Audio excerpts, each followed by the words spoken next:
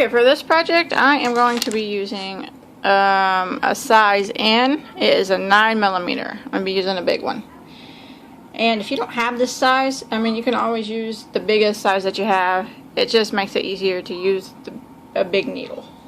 And you can even use a little bit bigger one if you have it. And we need to make this fabric yarn.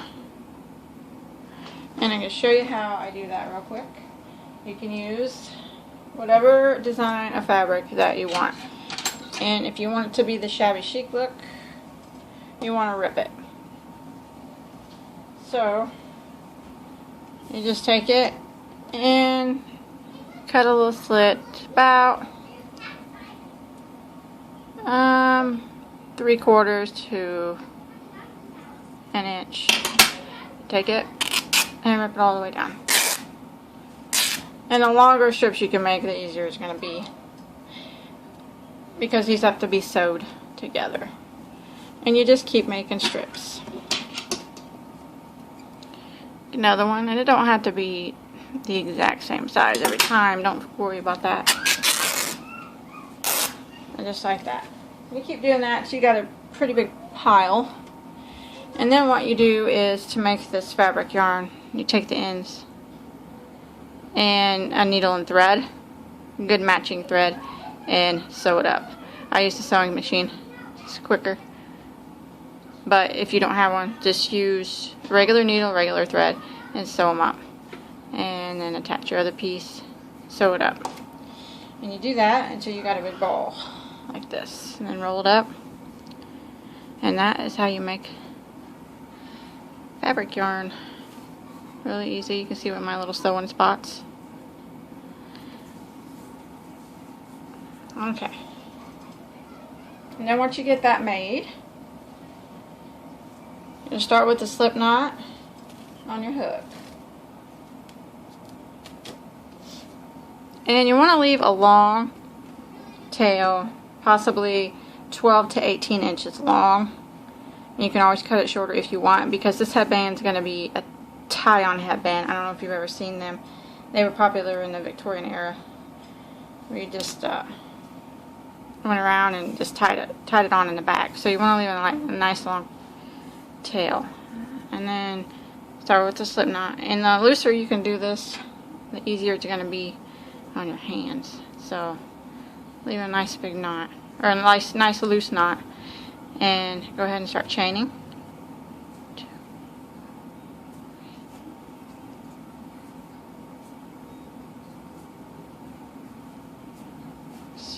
I'm going to do a chain of 25, and I'm making it for a 6 to 12 month old. But it's customizable. You can make it for however big you want. You just measure the circumference of the person's head that you're doing it, and that's how long of a chain you need to make, not counting the ribbons. Maybe even about an inch or two less, because it's going to stretch. But you know, it doesn't have to be precise. But so I'm going to go ahead and chain to my 25. I'm getting tight here. I want to make sure it stays loose.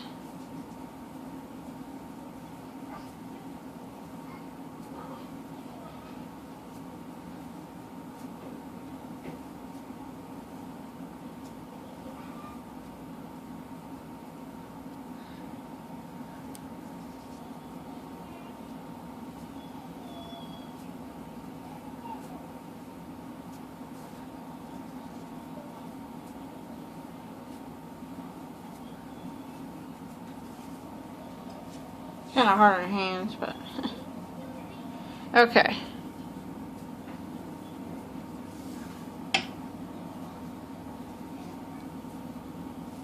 Okay, once you get to the length that you want, now we're going to just single crochet, one single crochet in every stitch across, just kind of like we would crochet when crocheting with yarn. You want to go into the second stitch from the hook and go in. Just gotta keep it loose. It starts getting really tight.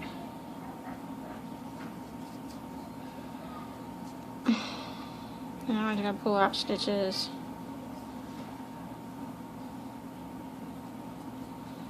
Okay. Second from the hook. Nice and loose. Single crochet.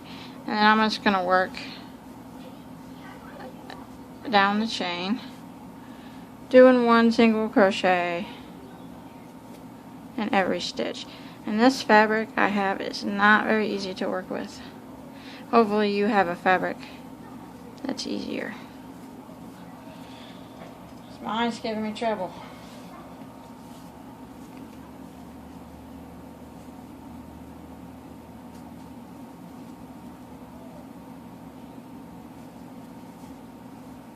So I'm just going to continue doing a single crochet in every stitch until I get to the end of my row. All the way back to the end. We're going to have to cut this tail off. And we're going to have to get, I'm just going to get a regular needle and thread. And I'm going to sew this end up here to here. I'm going to leave this long one. And then I'm going to come over here and I'm going to cut a tail. About 12 or 18 inches or so. And I'm going to sew it on down here with my needle and thread. That way it's, you can tie it up. I got a regular thread needle and some thread, which I doubled up, and just put a knot at the end. So now I'm going to take my piece that I just ended with, and I'm going to sew it on here to the back side of my work. And it doesn't have to be too precise because there's threads. If you did it where you rip the fabric, there's going to be threads everywhere anyway. So I'm just going to put a few stitches to hold it in place.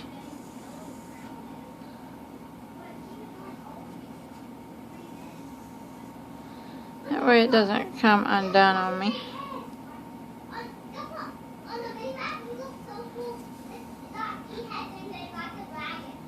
You want to make sure it's good and secure. So I'm going to put quite a few stitches in it.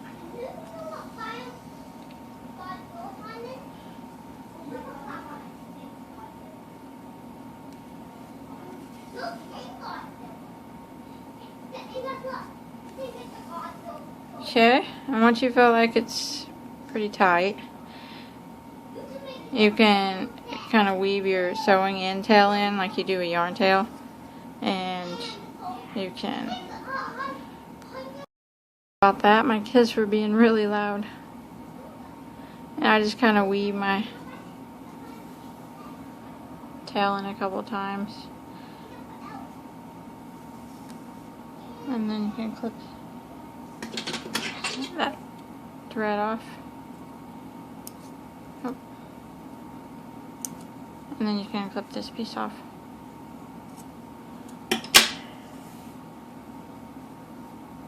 That. Now you want to cut a piece to sew on over here, a tie on.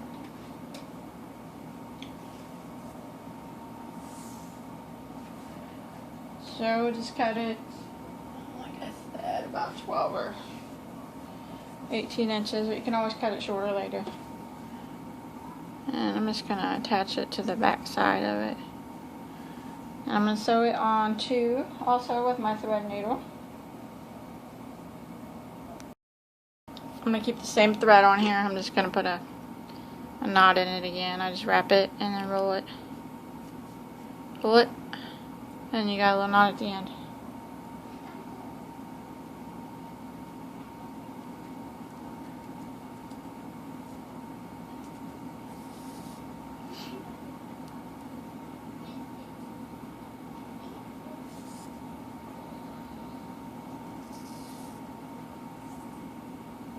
You want to make this piece sure this is good and secure too.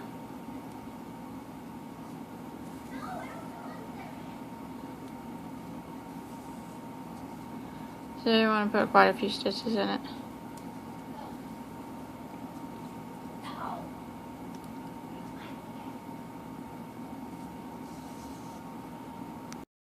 Got that sewed on. You got the main part finished. And if you have any of these ends that you sewed together when you were sewing your fabric yarn sticking out, you can fold it over and put a couple stitches in it. And I always do that at the end. You really can't keep from that.